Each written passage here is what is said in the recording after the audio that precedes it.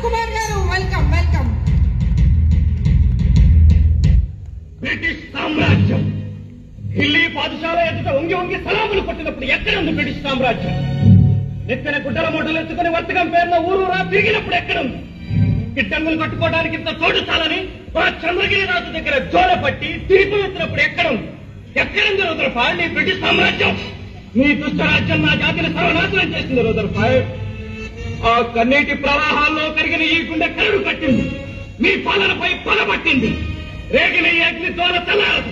మీ అధికారం అంతమయ్యేంత వరకు, ఆఖరి జల ప్రాణి ఈ గడ్డ వదిలి పారిపోయేంత వరకు ఈ నిప్పుటేరులే, ఈ రక్తవర్షాలే, ఈ జీవనమాన పోరాటమే. ఒక్క సీతారామరాజు చనిపోతే లక్షలాది సీతారామరాజులు ఉద్భవిస్తారు. ఒక్కొక్కడు ఒక్కొక్క విప్లవ వీరుడై విజృంభించి బ్రిటిష్ సామ్రాజ్యపు పునాదులు పెళ్లగిస్తారు. సీతారామరాజు ఒక వ్యక్తి కాదు, సమూహ శక్తి, సంగ్రామ భేరి, స్వాతంత్ర నినాదం, స్వేచ్ఛా మారుతం.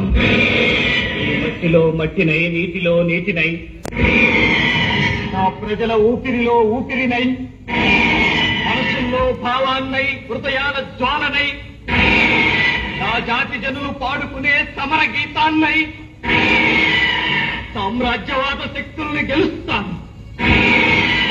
స్వతంత్ర భారతి జయకేతనంగా నిలుస్తాను. అక్కడ కాదురా, ఇక్కడ కాదు. వందే మాతరం, వందే మాతరం, వందే మాతరం, వందే మాతరం అన్నది ఆకాశం.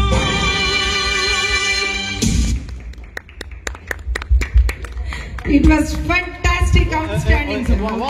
Outstanding. Thank you so much. Sir, super.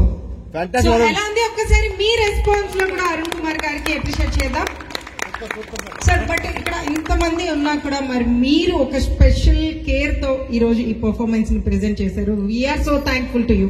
Thank you so much. Thank you sir.